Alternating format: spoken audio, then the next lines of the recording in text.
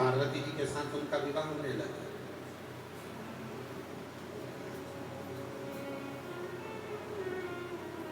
हम आपसे पूछते हैं, शादी के समय पर जितनी लड़की खुश दिखती है उतना लड़का खुश नहीं दिखता। तो पूरी दुनिया के दूल्हा और दुल्हन को देख रहे हैं, और बल्कि स्टेज पर अगर लड़की ज्यादा खुश दिखती है तो पति का मुंह देखकर बेचारी वो भी मुसद्दी लाल हो जाती है, एकदम चुप। ज्यादा हंसूंगी, मुस्कुराऊंगी, अपनी बहनों से बात करूंगी, सहेलियों से बात करूंगी, इनका मुंह मेंढक की तरह लटका हुआ है तो मुझे भी ऐसे करना पड़ेगा। चेहरा उतरा।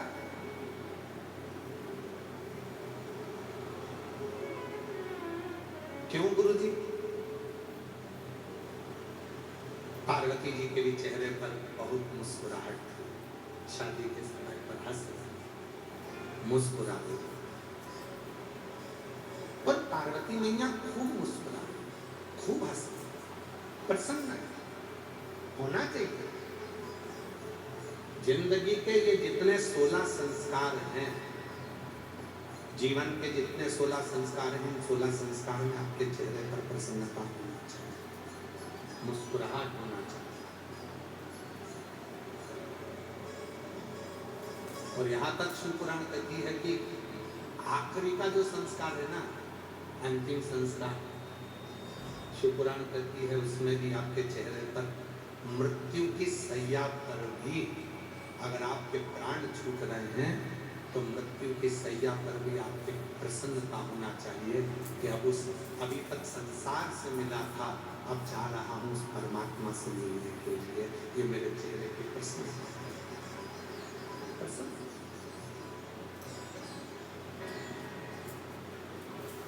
पार्वती जी ने देखा कि शिव जी के चेहरे पर प्रसन्नता,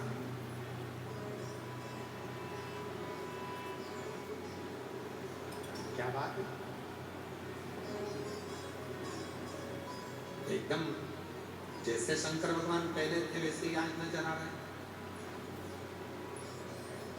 कोई अंतर ही नहीं दिख रहा है। विवाह में तो खुश होना चाहिए, पर इनके चेहरे पर तो कोई प्रसन्नता दिख ही नहीं रही। बात क्या?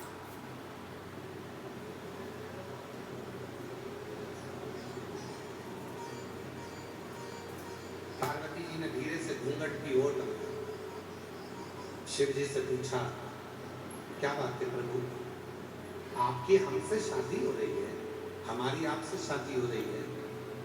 मेरे पिता हिमालय राज कन्यादान करने के लिए बैठे हैं, मेरी माँ मैनावती भी कन्यादान करने के लिए बैठे हैं, और आपके चेहरे पर प्रसन्नता नहीं, आप मुस्कुरा नहीं। शंकर भगवान बोले, पार्वती, जिंदगी का कोई सा भी पहलू हो, घर में करोड़ों का धन भी आ जाए ना, तो व्यक्ति को अपने पुराने समय को नहीं भूलना चाहिए। और जिंदगी में कितना भी दुख आ जाए, व्यक्ति को अपने पुराने स्मरण को नहीं भूलना चाहिए। सम रहे, सम रहे। हाँ,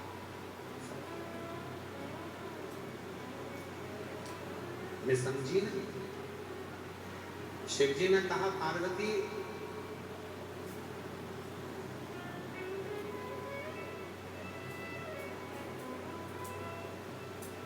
जब तक लड़के का विवाह नहीं होता तब तक वो 2 पांव वाला रहता है।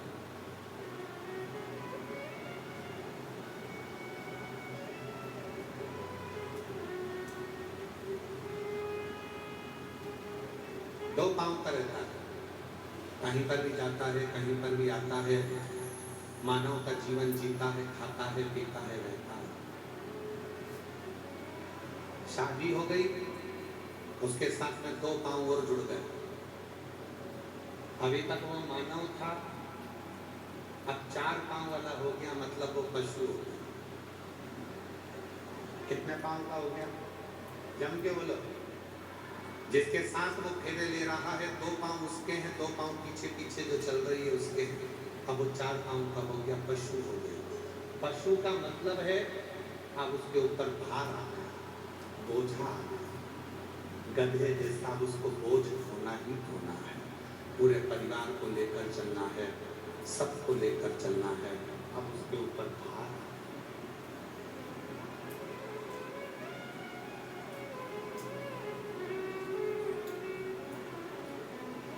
पशु दुनिया के लोग कहते हैं शंकर भगवान पशुपतिनाथ है। शिव महापुराण में भगवान शंकर के विवाह का प्रसंग रहा है कि भगवान शंकर पार्वती जी से कहते हैं कि केवल मैं अकेला पशुपतिनाथ नहीं हूं। जिस लड़के की शादी होती है और वह अपनी पत्नी के साथ जब 7 फेरे लेता है तो वो भी पशुपतिनाथ बन जाता है, वो भी पशुपति। मतलब अब तेरे ऊपर भी भार आ गया। अभी तक 2 चरण थे, अब 4 चरण आ गए। अभी तक 2 पांव थे, अब 4 पांव आ गए। जब 4 पांव आ जाए तो समझ लेना कि बोझा ढोना चालू करना है, सबका वजन ढोना है। ससुराल वालों को भी झेलो और अपने परिवार वालों को भी झेलो। वो कुछ बोले उनको भी झेलो, वो कुछ बोले उनको भी झेलो। सारे रिश्ते नाते कुटुंब कबीला सब बोझा कंधे पर। तो इतनी सी बात पे डर रहे? पार्वती जी ने कहा इतनी सी बात पे डर रहे हो? शंकर भगवान बोले इतनी सी बात पे नहीं डर रहा था। 4 पांव के बाद में 6 पांव भी होंगे, समझ गए आप लोग? जम के तो बोलो जरा। 4 पांव के बाद कितने होंगे? 6 पांव। हमारे 2 बच्चे भी होंगे। और 6 पांव किसके होते हैं? शंकर भगवान अपनी शादी में जो ज्ञान दे रहे हैं वो संसार के एक एक व्यक्ति को उस ज्ञान को धारण करना चाहिए। जब तक तुम्हारे 2 पांव हैं, तुम मानव हो, इंसान हो, जा रहे हो, ला रहे हो, कमा रहे हो, एंजॉय कर रहे हो, खा रहे हो, दोस्तों के साथ बैठ रहे हो, घूम रहे हो, फिर रहे हो, सब कुछ है। पर शादी हो गई, 4 पांव हो गए। 2 तुम्हारे, 2 धर्म पत्नी के, 4 पांव हो गए। 4 पांव हो गए मतलब तुम्हारे ऊपर वजन हो गया, बोझ हो गया। अब तुम्हें पशु जैसे काम करना पड़ेगा, मेहनत करना पड़ेगी, सबके लिए संभालना पड़ेगा, सबको जोड़ना पड़ेगा। इसके बाद में अभी 2 पांव और बढ़ने वाले हैं, मतलब तुम्हारे घर में 2 बच्चे होने वाले हैं। अब कितने पांव हो गए? मतलब 1 बच्चा होने वाला है तो कितने पांव हो गए? 6। अब तुम्हारे घर में बेटा जन्म लेगा, बेटा जन्म लिया तो कितने पांव हो गए? 6। अब तुम्हारे घर में बच्चे, 6 पांव। 6 पांव किसके होते हैं? मधुमक्खी के।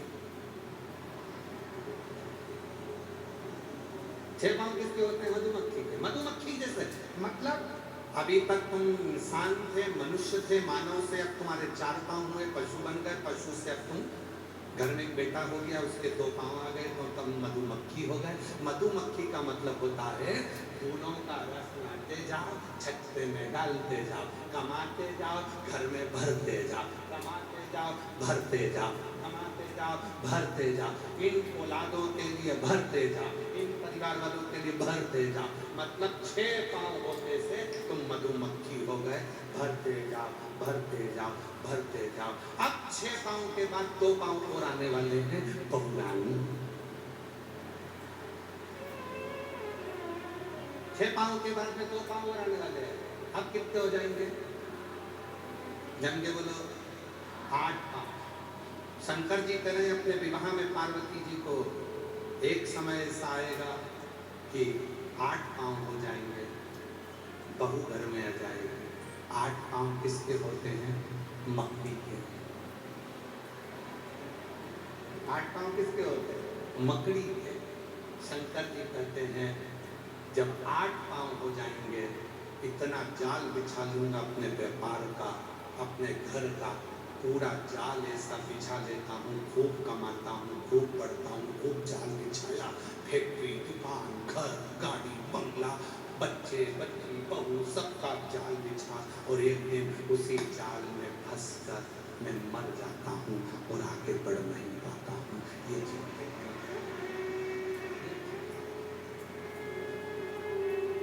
8 अब बता पार्वती, शादी में मुस्कुराऊं कि एक जैसा? अब बोलो बोलो, मुस्कुराओ, भजन बड़ा, भजन। परिवार बड़ा तो कमा कमा कर लाना पड़ेगा। इसलिए शिव जी की कथा करती है शंकर भगवान सम, इसलिए उनका नाम है समेश्वर महादेव। शिव सम, समेश्वर, एक जैसे रहते हैं, कोई मन में विचार नहीं, कोई मन में सोच नहीं, कोई मन में विचार नहीं इस तरह का कि मुझे क्या मिला। फिर वो किसी ने बहुत सुंदर बात कही कि 4 दिन की चांदनी फिर अंधेरी, फिर वही। दूल्हों को देखो, शादी में जो दूल्हा सबसे ज्यादा नाचता है, बाद में पानी की बाल्टी और दूध की थैली वही खरीदने जाता है।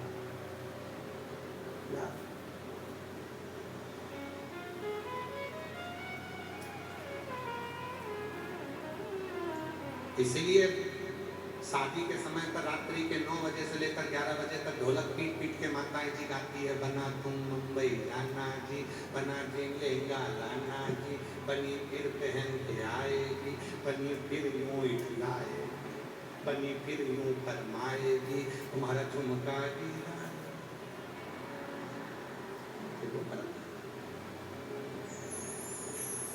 क्यों?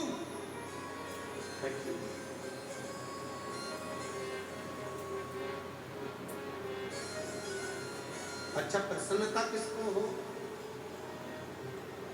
प्रसन्नता किसको हो? जिसका पहला विवाह हो रहा हो।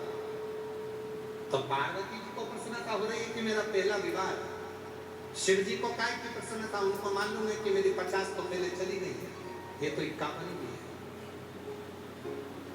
जो गले में मुंडों की माला है शिव जी के, शंकर जी के गले में 2 मुंड माला होती है।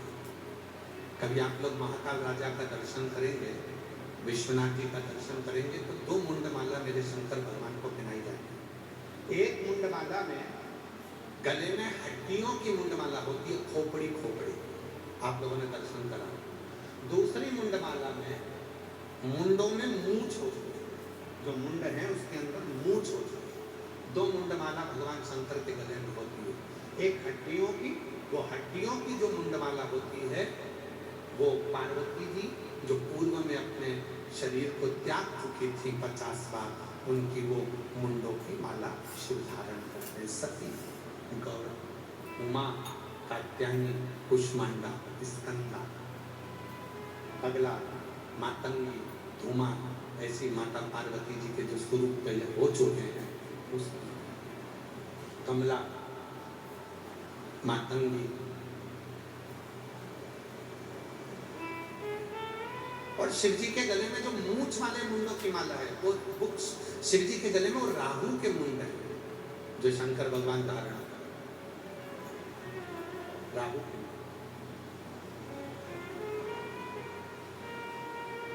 तो जिसकी पहली शादी हो रही हो प्रसन्न हो। तुम खुद देखो, शादी में जितना दूल्हा प्रसन्न दिखता है, जितनी दुल्हन प्रसन्न दिखती है,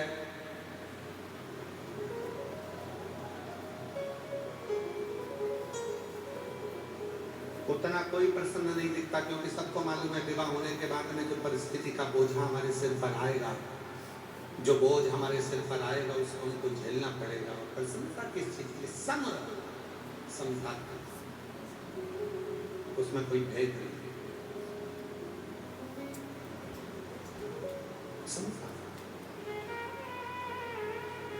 और जिसने अपनी जिंदगी को समता में जीना प्रारंभ कर लिया, दुखाया कोई बात नहीं, इतने समय सुख तो होगा, कोई अच्छा आएगा, समय बदलेगा। कितना सुंदर कहा, अग्नि पुराण में वर्णन आता है, स्वयं अग्नि पुराण में वर्णन करते हैं सूर्य नारायण भगवान अपनी धर्म पत्नी संध्या से करते हैं। संध्या सुन, पृथ्वी पर जितने भी तीर्थ हैं ये भक्ति भी देंगे और शक्ति भी देंगे। संध्या, पृथ्वी पर जितने तीर्थ हैं, आप वृंदावन जाइए, आप अयोध्या जाइए, आप जहां द्वारका जाइए, जगन्नाथ जाइए, आप केदार जा, आप जहां जाना चाहो, बद्रीश जाइए, आप जहां मर्जी पड़े वहां जाओ और तीर्थों का दर्शन करो।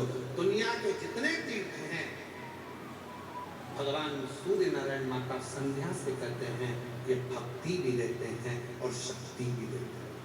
इसलिए हमारे सनातन धर्म में कहा जाता है कि तीर्थ यात्रा जरूर करा करो, तीर्थ में जरूर जाया करो, वहां भक्ति भी मिलेगी और शक्ति भी मिलेगी। भक्ति और शक्ति ये दोनों। पर सूर्य नारायण भगवान ने माता संध्या से कहा, संध्या दुनिया के जितने तीर्थ हैं ये भक्ति देते हैं, शक्ति देते हैं, पर दुनिया में शंकर भगवान के जितने ज्योतिर्लिंग हैं वो 12 ज्योतिर्लिंग दुनिया की तकदीर बदल देते हैं। ये 12 ज्योतिर्लिंग दुनिया की तकदीर बदलने वाले हैं। याद रखना, तीर्थ भक्ति देगा, शक्ति देगा, पर तुम्हारी तकदीर को बदलने की सामर्थ्य यदि कहीं मिलेगी तो वो 12 ज्योतिर्लिंग में भगवान शंकर का जब तुम दर्शन करोगे तो कितने ज्योतिर्लिंग हैं? जम के बोलो जरा, जम के। 12 महीने कितने हैं? 12। क्यों 12 ज्योतिर्लिंग 12 महीने के लिए बनाए गए? भगवान शंकर का ये चरित्र स्वयं सूर्य नारायण भगवान अग्नि पुराण के अंतर्गत वर्णन करते हैं। सूर्य नारायण भगवान का उपदेश देते हुए संध्या से कहते हैं, संध्या ये 12 महीने के 12 ज्योतिर्लिंग बनाए गए हैं। तुम्हारा जो महीना बेकार चल रहा हो, जिस महीने में तुम टूट कर गिर चुके हो, उस महीने में एक ज्योतिर्लिंग में जाकर एक रात्रि का विश्राम कर कर, दर्शन कर कर, शिखर दर्शन कर कर अपने नक्षत्र को, अपने ग्रह को, अपने विचारों को बदल। ये 12 ज्योतिर्लिंग क्या करते हैं? भक्ति अपनी जगह, शक्ति अपनी जगह। ये 12 ज्योतिर्लिंग मनुष्य के समय को, मनुष्य की तकदीर को बदल कर रख देते हैं। अगर दुख है तो सुख का अनुभव वो करना प्रारंभ कर देता है। सुख। और शिव महापुराण में एक बात कही, ये तो हो गई अग्नि पुराण की बात। शिव महापुराण के कुमार खंड में, शिव महापुराण के कुमार खंड में वर्णन करते हुए श्री वेदव्यास जी वर्णन करते हैं कि यदि संसार का मनुष्य 12 ज्योतिर्लिंग में दर्शन करने नहीं जा सकता तो अपने घर के नजदीक में जो शिवलिंग विराजमान है उस शिवलिंग पर जब वो जल चढ़ाना प्रारंभ करता है तो 12 ज्योतिर्लिंग के देव भी उसको स्वीकार कर उसका समय परिवर्तन प्रारंभ कर और इसके प्रमाण शिव महापुराण वर्णन करते। एक पत्र अच्छा है।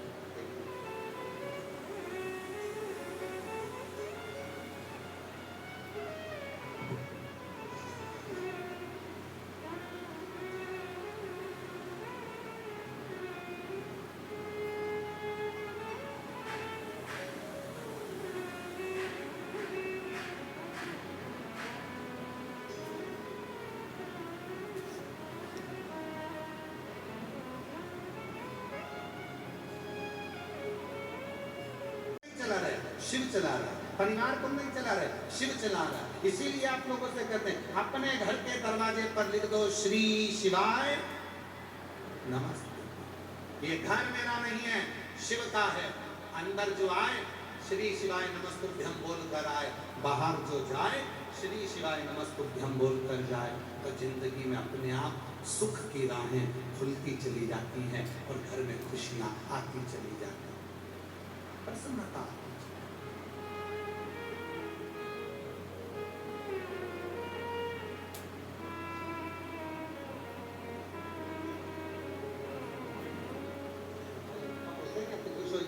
डॉक्टर बन रहा है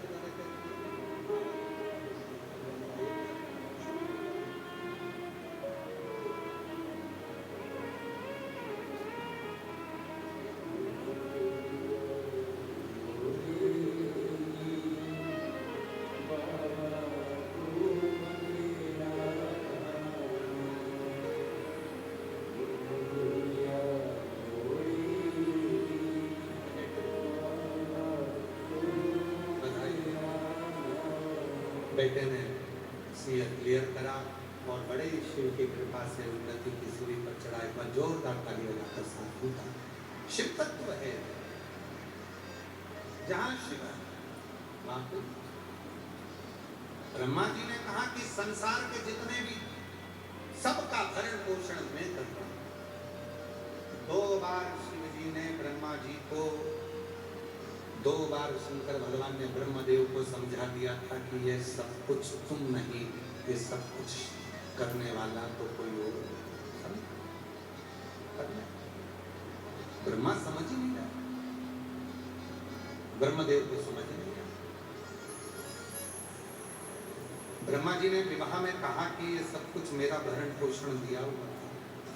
शिव जी ने लीला रच दी।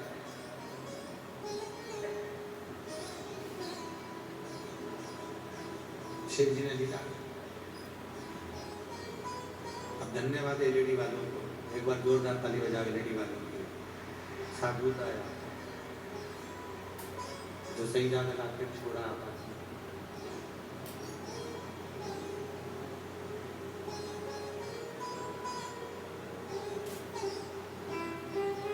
ब्रह्मा जी को सबक दे दिया शिव। एक बार सबक दिया ब्रह्मा जी को। भगवान नारायण ने कहा कि ये सब कुछ शिव कर रहे हैं, ब्रह्मा नहीं माने। मंथन करा एक पर्वत का, शिवलिंग प्रकट हुआ। शिवलिंग का चरण ढूंढने के लिए भगवान नारायण को भेज दिया, शीश ढूंढने ब्रह्मा जी चले। भगवान नारायण को चरण नहीं मिला, वापिस आ गए क्योंकि उनको मालूम था कि शिव का चरण नहीं।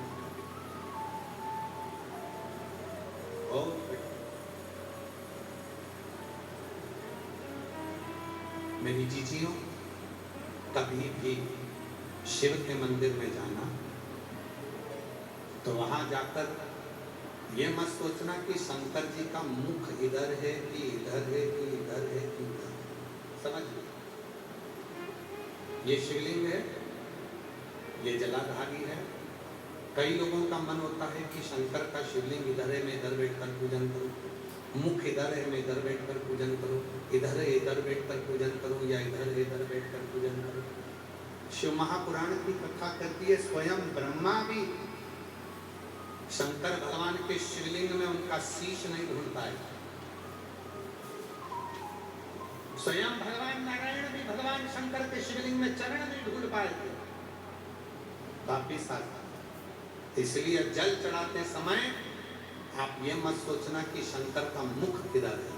जल चढ़ाते समय आप ये विचार करना कि मैं कहीं पर भी बैठकर मेरे पिता को याद करूंगी तो उसको हिचकी जरूर आएगी, वो मुझे याद जरूर करेगा। हिचकी जानते हो? हिचकी जानते हो कि नहीं जानते? वो जो हिचकी चलती है, तो जैसे हिचकी चली मेरी मम्मी याद कर रही है, हिचकी चली मेरे पापा याद कर रहे हैं, हिचकी चली मुझे वो याद कर रहा है। और एक हिचकी और होती है जो आखिरी में चलती है, निपट ही जाता है, पूरा याद कर लिया। इसीलिए हमने कथा में एक बार कहा था, कई लोगों को उस बात का बुरा भी लगा था। हमने कथा में कहा था कि भोलेनाथ जी से कहना है, भगवान से कहना, भगवान मैं आपको याद करती रहूं, ऐसी कृपा बनाकर रखना, आप मुझे याद मत करना। एक आध दिन आप याद कर लो तो मैं तो चलती जाऊं, आप याद कर, मैं आपको। तेरे मंदिर में आना मेरा काम है और मेरी बिगड़ी बनाना, इसलिए मैं याद करूंगा।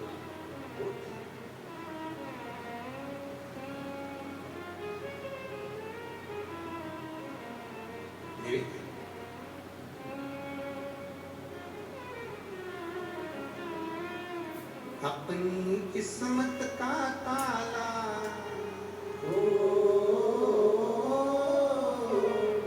अपनी किस्मत का ताला तुम खोलते चलो। श्री शिवाय नमस्तुभ्यं श्री शिवाय नमस्तुभ्यं अपनी किस्मत का ताला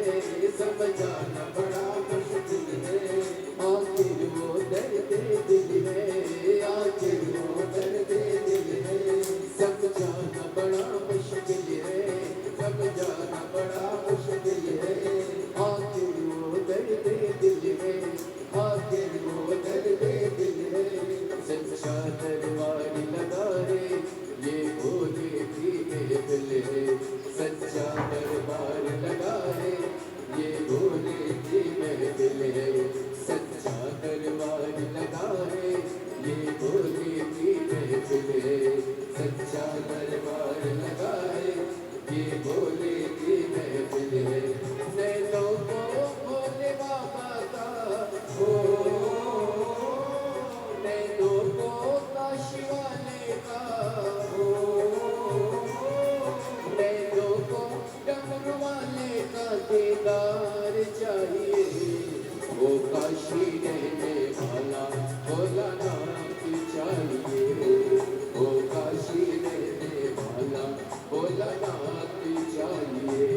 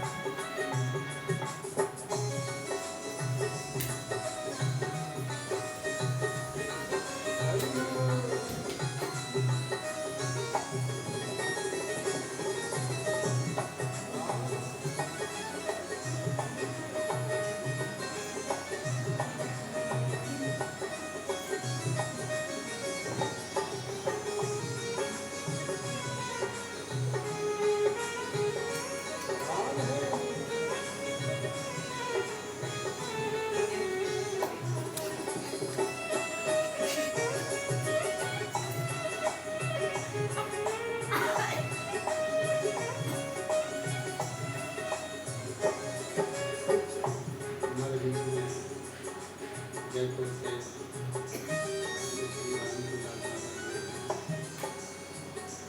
जो वहाँ सनातन की ध्वजा को मजबूत कर रहे हैं और सनातन को बड़ी प्रबलता से एकजुट करने में लगे हैं। एक बार मैं रामकुमार महाराज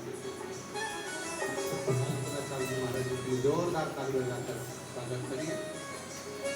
कुछ कभी नार मानोगी, कुछ कभी नार मानोगी, तेरे दिल दीवानोगी, तेरे दिल दीवानोगी, कुछ कभी नार मानोगी, कुछ कभी नार मानोगी, तेरे दिल दीवानोगी, तेरे दिल दीवानोगी, मुझको मदहोश बनाए कतार तेरे दोगी, मुझको मदहोश बनाए कतार तेरे दोगी, मुझको मदहोश बनाए कतार तेरे दोगी, मुझको मदहोश बनाए कतार तेरे दोगी, नैनों को भोले बाबा का हो,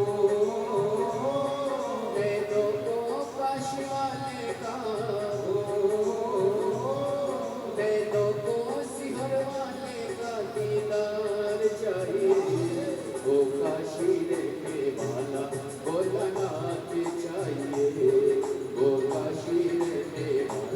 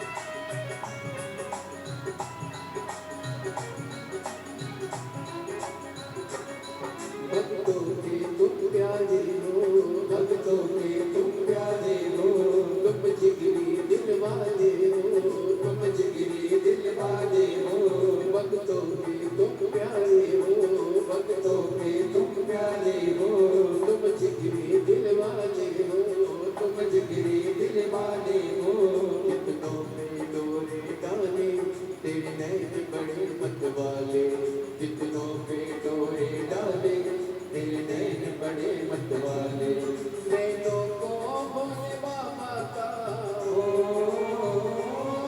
नैनों को काश वाले का हो, नैनों को डमरू वाले का दीदार चाहिए, वो काशी रहने वाला भोला नाथ चाहिए, वो काशी रहने वाला भोला नाथ चाहिए, अपनी किस्मत का ताला ओ, अपनी किस्मत का ताला ओ,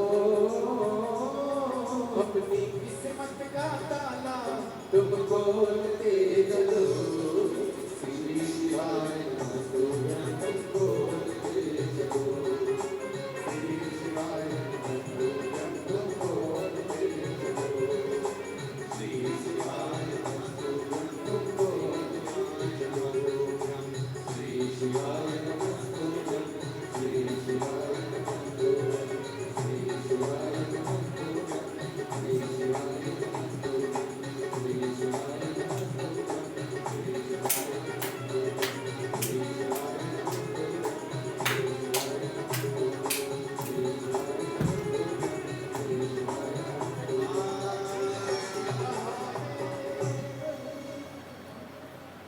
अपने स्थान पर बैठकर बाबा को अपने मन का भाव करिए, दिल से प्रार्थना करिए, विनय करिए, निवेदन करिए। जहाँ जगह मिले वहाँ बैठकर बाबा को अपने मन का भाव करो, प्रार्थना करो, विनय करो। ये कथा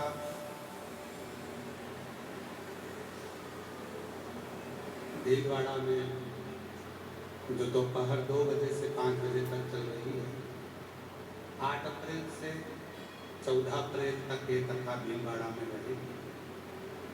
उसके बाद में 17 अप्रैल से 23 अप्रैल तक दिल्ली के जापानी park sector number 10 Rohini Delhi में दोपहर में 1 बजे से 4 बजे तक शिव महापुराण की कथा जापानी park sector number 10 Rohini Delhi में 17 अप्रैल से 23 अप्रैल तक रहेगी। उसके बाद 5 मई से 11 मई तक रांची झारखंड में फुटबॉल ग्राउंड रांची, सुकुरहुटू कांके रांची झारखंड में 1 बजे से 4 बजे तक 5 मई से 11 मई तक शिव पुराण की कथा रहेगी। भीलवाड़ा वालों को जो मौका मिला है 8 अप्रैल से 14 अप्रैल तक का, दिल से बाबा को अपने मन की बात कहें, प्रार्थना करें, विनय करें, निवेदन करें, बाबा को अपने हृदय की बात करें। सब साथ में बोलें, बाबा से अपने मन का भाव।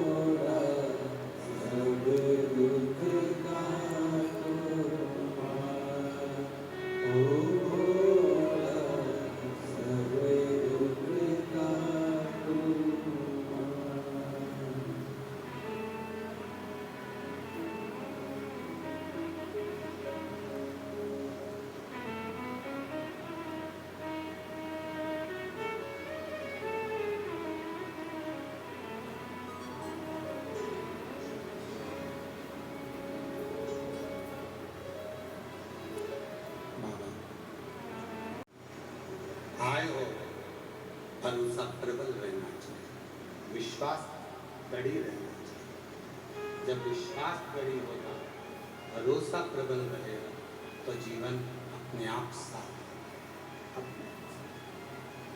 जहाँ भरोसा ही नहीं है, विश्वास ही नहीं है, वहां शिव।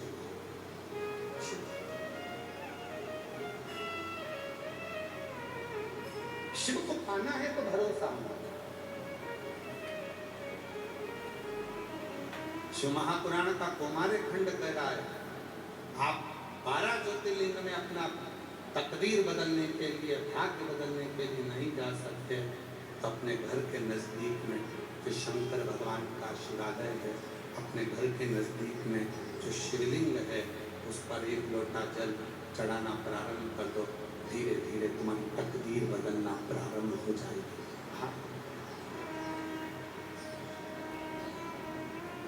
याद रखिए, आज का जमाना बहुत दिखावे का है। ना किसी आडंबर में जाना है, ना किसी पाखंड में जाना है, ना किसी ढोंग ढकोसले में पढ़ना है। अगर पढ़ना है तो केवल शिव के एक लोटे जल में पढ़ना है और अपनी जिंदगी को संभाल लेना है, कुछ नहीं है। पहले शिव महापुराण की कथा में वर्णन किया, माता कौशल्या जी ने राम जी के लिए शंकर भगवान से पूछा था कि मेरे बेटे का भाग्य क्या बोलेगा। जब शिव जी आए थे राम जी का दर्शन करने के लिए, तब भाग्य पूछा, मेरे बेटे का भाग्य क्या, किस्मत क्या, क्या भाग्य बोल रहे,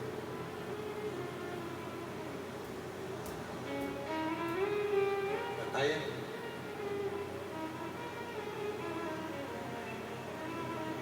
स्वयं यशोदा जी ने भी पूछा था कि मेरे बेटे का भाग्य बताओ, शिव जी से सामने खड़े होकर, हे बाबा मेरे बेटे का भाग्य बताओ। नहीं, भाग्य भाग्य बताया।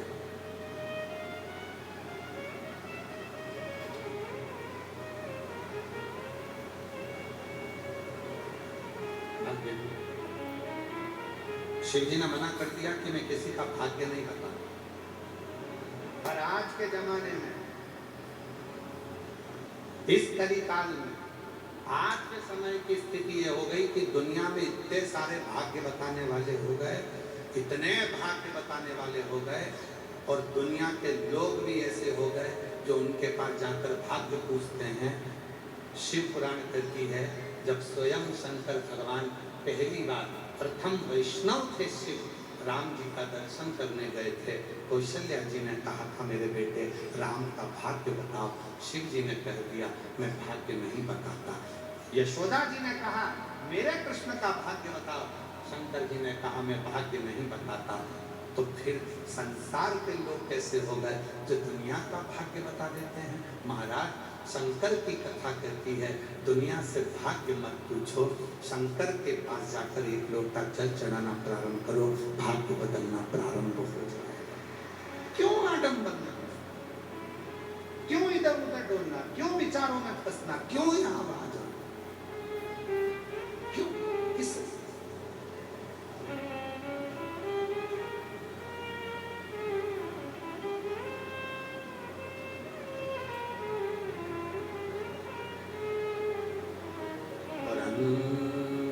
समय प्रभु आना। मेरी जीजियों को सबको याद है, जितनी मेरी भीलवाड़ा की बहनें बैठी हैं, जितने मेरे जीजा बैठे हैं, जितनी मेरी बेटियां, जितने बेटे, जितने मेरी बुजुर्ग माँ बाप बैठे हैं, सबको एक एक लाइन याद है। इसलिए केवल हम नहीं बोलेंगे, आप सबको साथ में बोलना। आप ये मत सोचो कि मैं आपकी बात शिव तक पहुंचना चाहिए, इसलिए आपको बोलना। ये शिव पुराण की कथा नहीं है कि आप मौन होकर चुप होकर केवल सुनते रहो। जहाँ बोलने की बात आए वहाँ बोलो, जिससे अपने बात को शिव स्वीकार करे। और अंत समय प्रभु वचन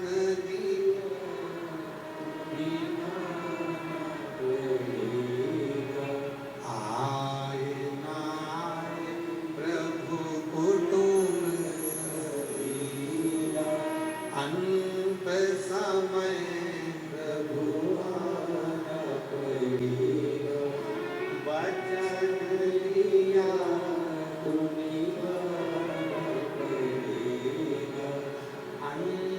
समय प्रभु आना पड़ी।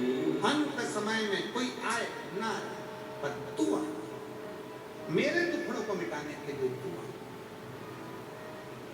कोई दूसरा नहीं आएगा। शिव के नजदीक ले जाने का सबसे सुंदर तरीका आपके भीतर की नम्रता, सरलता। आप स्वयं शिव महापुराण की कथा को उठाकर देखिए, भगवान विष्णु शिव जी को बजते हैं।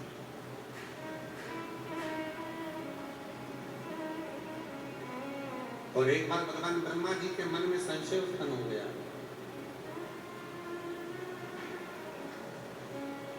और ब्रह्मा जी के मन में जब संशय उत्पन्न हुआ तो ब्रह्मा जी ने कहा कि इस सृष्टि का पालन करता मैं हूँ, इस सृष्टि का संहार करता मैं हूँ, इस सृष्टि का रचना करता मैं हूँ, इस सृष्टि को चलाने वाला मैं हूँ।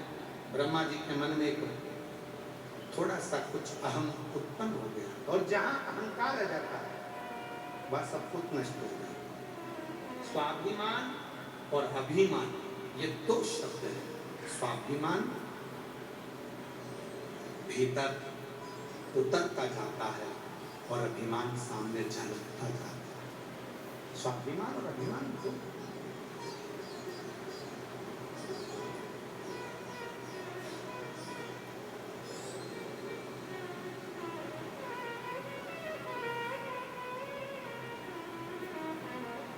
जिसने अभिमान का त्याग कर दिया, अहंकार जहां गया, अभिमान जहां गया, और ब्रह्मा जी के भीतर तो ये अहम उत्पन्न हो गया। ब्रह्मा जी के भीतर अभिमान आ गया, तो ये अभिमान कोई थोड़ा बहुत नहीं था, बहुत बड़ा अभिमान था। सृष्टि का रचना करता मैं, सृष्टि का संहार करता मैं, सृष्टि को रचने वाला मैं, सृष्टि को बनाने वाला मैं, सृष्टि को चलाने वाला मैं। तब भगवान विष्णु को बुरा लग गया कि सब कुछ ब्रह्मा तुम कहते हो कि मैं कर रहा हूँ। तो इतने में ब्रह्मा जी को लगा कि भगवान विष्णु कहेंगे कि सृष्टि को मैं रच रहा हूँ, भगवान विष्णु कहेंगे सृष्टि को मैं चला रहा हूँ, भगवान विष्णु कहेंगे सृष्टि की रचना करता मैं हूँ। तो इतने में भगवान ब्रह्मा जी ने पूछा कि आप कहते हो कि मैं ब्रह्मदेव अगर रचना करता नहीं हूँ, संहार करता नहीं हूँ, सृष्टि को चलाने वाला नहीं हूँ, तो फिर इस सृष्टि को कौन चला रहा, कौन बना रहा, कौन संहार कर रहा?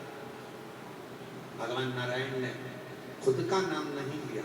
भगवान नारायण ने कहा इस सृष्टि का यदि कोई रचना करता, कोई संहार करता, कोई चलाने वाला यदि है तो वो केवल एक देव अधिदेव महादेव हैं, इसके सिवाय कोई नहीं।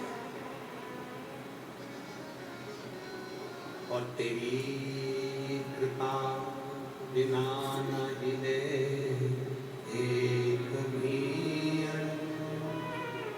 लेते हैं श्वास तेरी कृपा से करूं बखान क्या करूं मैं राहों के ढेर का चपटी भगोच खजाना। यहाँ कोई दूसरा नहीं है जो सृष्टि को चला रहा है। भगवान विष्णु ने कहा यदि कोई सृष्टि चला रहा है तो शिव, यदि कोई सृष्टि को बना रहा है तो शिव, और यदि कोई सृष्टि का संहार करता है तो शिव है, इसके सिवा कुछ नहीं। ब्रह्मा जी की बुद्धि में ये बात नहीं बैठी। एक बार ब्रह्मा जी के लिए भगवान शंकर ने पूरी लीला रची, पूरी लीला। शंकर भगवान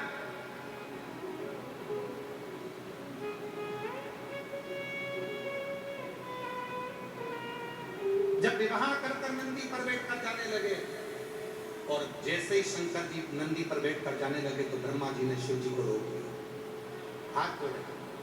ब्रह्मा जी के भीतर का विमान फिर चला गया। ब्रह्मा जी ने कहा शादी आपकी थी, विवाह आपका था, पूरी सृष्टि को जितने भी 33 कोटि देवता हैं उनको, जितने भी पशु हैं उनको, जितने पक्षी हैं उनको, जितने गंधर्व, जितनी अप्सरा, जितने नाग, जितने किन्नर, जितने पशु पक्षी जीव जंतु, सबको ब्रह्मा जी बोले देखो मैंने सबका भंडारा भोजन भरण पोषण किया, तुम्हारी शादी में शिव, तुम्हारी शादी।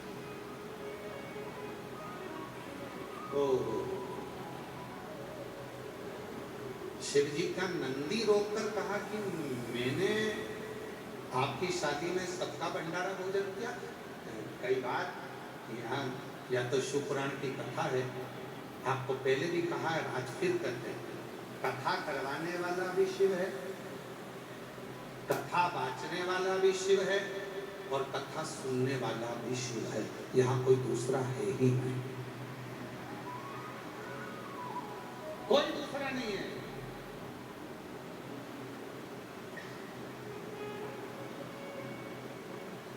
कोई पिछले जन्म के अच्छे कर्म मुझे बाबा के